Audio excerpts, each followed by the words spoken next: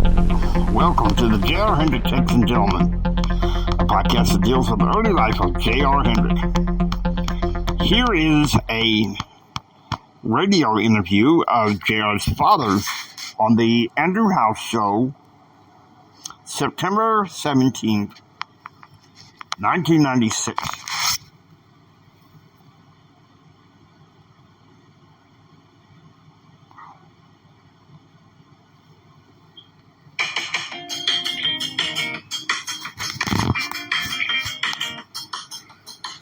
Have my brain taken from the spinal cord just to keep it there. This is the Andrew House Show. Have here a guest of mine, AAA Administrator James Ryan Hendrix. Jim, how are you? In many ways, better than I deserve.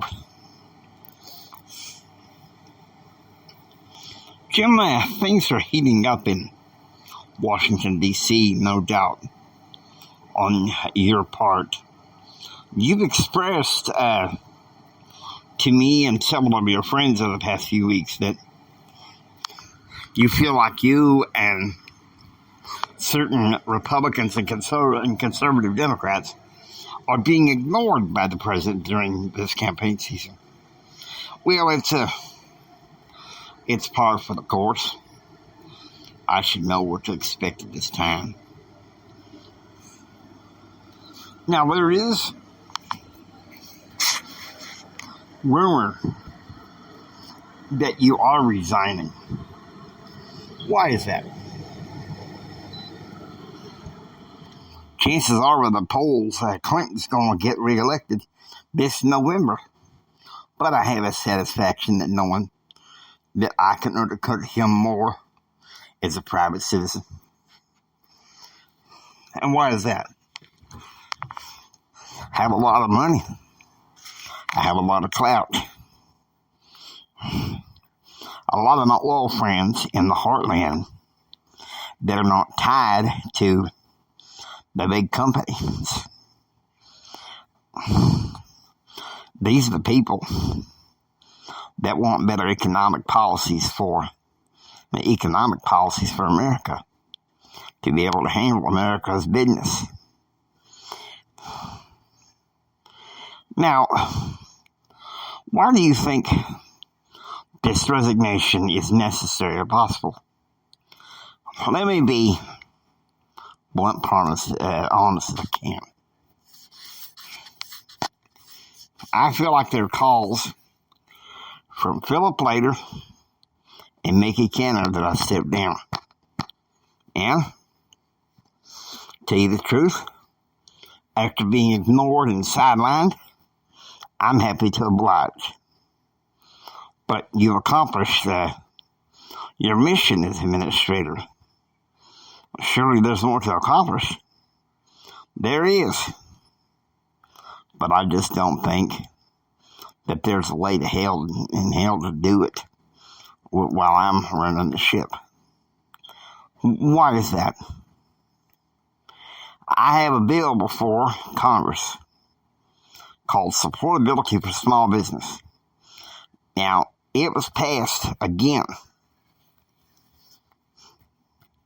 with its new language before the House of Representatives unanimously.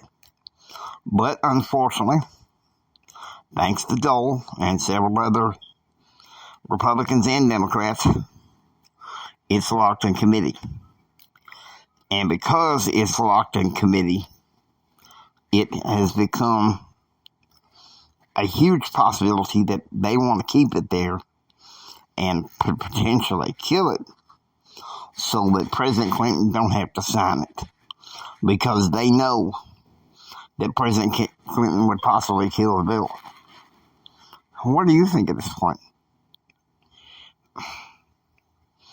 I think once I step down, once the election's over with, Gingrich and Dole help set up a compromise bill. I want to look at the bill before I make a decision. Either way.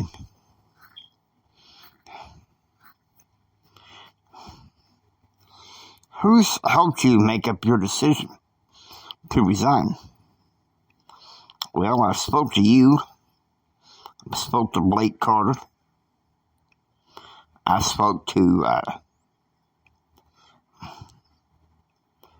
Bill Brittley. Not to mention my dear wife, Betsy. We all feel like stepping down is necessary.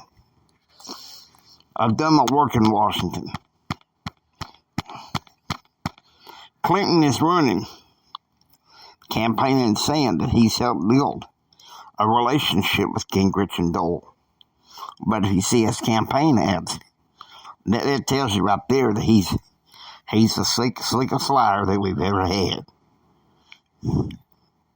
And that's why I and other political commentaries like Rush Limbaugh, we all call him Slick Willie.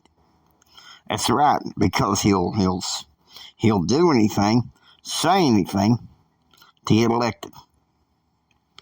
And you feel like resigning and being a private citizen can make you more effective.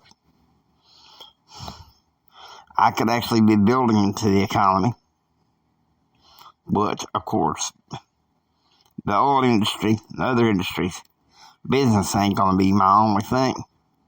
I still want to be part of the political process, one way or another. But yet you feel like during this campaign season that you're being silenced, that you're being distanced. Yes, I do. That's why I'm sending my wife back to Texas, because I am aware the media is getting more visceral towards me. Some of the Clinton folk is getting more visceral towards me. I'd rather not see or witness that. What are your plans as soon as you get home? Hit my offices back in Odessa. Try to go on to some degree, use business as usual. But that don't mean that I ain't gonna be appearing on talk radio and saying what's on my heart.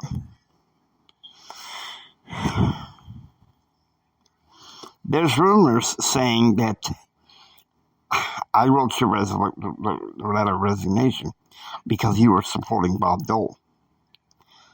Those rumors set up by Penny Dreyfus in a case last week. We know that they're lies. I mean, let's look at the source. The source herself. She was married to a Clinton associate in Little Rock, Arkansas. In 1994, she divorced him. She formed her own show, made her identity. And then what do you know? She announces this year that she has a lesbian lover. And she is coming this way. What I do know is her husband has moved on.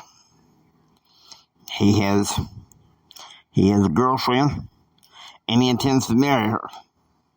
The fact is, a lot of old Clinton associates in Little Rock, some of them want to go ahead and just disassociate themselves from him, because they know that he's a liar. They know he's a liar. I mean, let's face it, where's he been? Okay. He went to St. Louis. Then he went to Jackson, Georgia. Then Lexington, Kentucky. Then Grand Rapids, Michigan. It's known that Michigan is a battleground state. Then he's in Cincinnati. Or then he went to Erie, Pennsylvania. And now he's in Providence, Rhode Island. And let's face it, he's going to a city that we know, with Brown University being a liberal stronghold. So nothing's new with me. Jim, DC has got to be something that is wearing on you and is making you want to come back to the family. Is that true? Yes, it is. I'd much rather come back and be with my family. Us having some good family, friendly competitions. Us having a chance to sit down together as a family. We haven't done that in a while. And I think that a lot of it has to do with my behavior in D.C.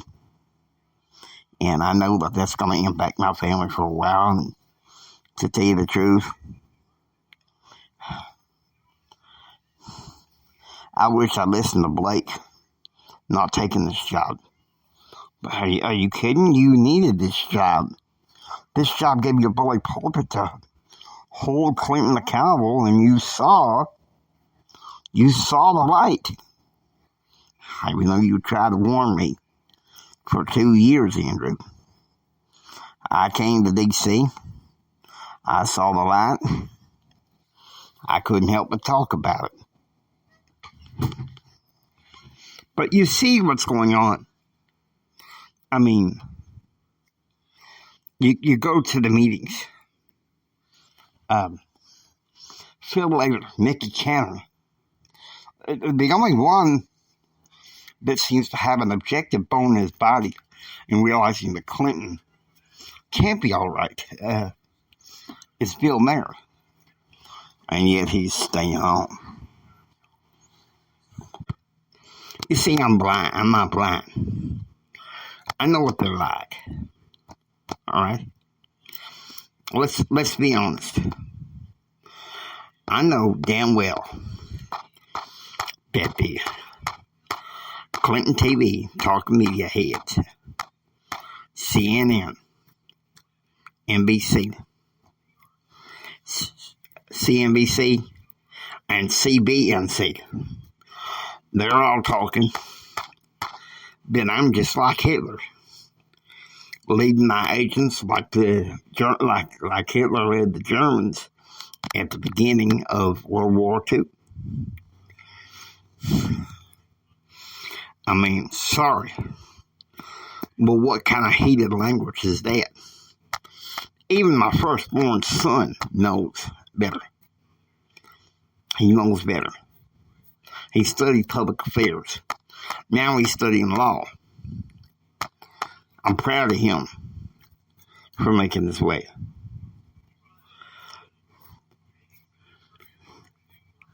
What is it that you want changed in 97? I'd like to see Clinton work a little bit better on the monetary policy. I'd like to see some legislation pass. I'd like to see people know that the economy can still be strong, regardless of how messed up things are. But I don't think it's going to be through Clinton. No. It'll be because of the ingenuity of the American people and the Republican Congress.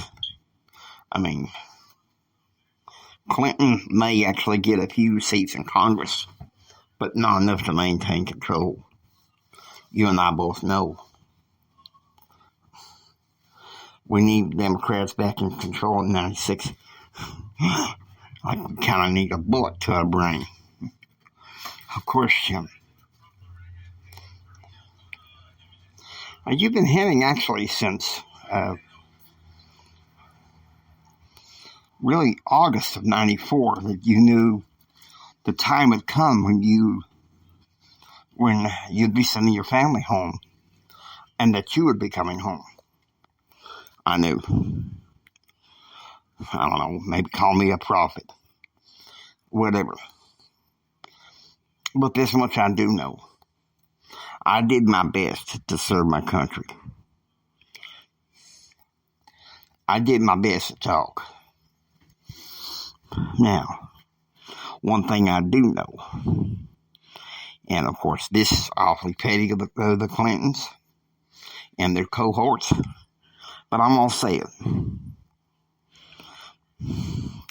Those idiots are going out there telling the news that I'm unqualified to serve because of the nature of my family. Because of the fact that I was raised in the West Texas oil fields. I was also a Montana farm boy. I mean, come on. You can't fool me. Clinton house of cards that they're putting together is a facade. It's a facade. It's a piece of crap, and we all know it. I don't know, Andrew. When the next time I'll contact you, probably will be next week, and that'll be the last time that I can contact you as a private citizen, as a public citizen. I know, Jim, and we appreciate you being on our show today. You are a breath of fresh air compared to the mess in Washington. We'll be back with more phone calls. This is the Andrew House Show. Hope you enjoy listening to the J.R. Hendrix Texan Gentleman. If you like what you hear, please subscribe, become a part of the adventure. This is the James Hendrix Empowerment Network saying until next time, take care and get ready for the rest of the story. It's going to get a bit more interesting and bumpy from here. Take care, guys. God bless you, and God bless America.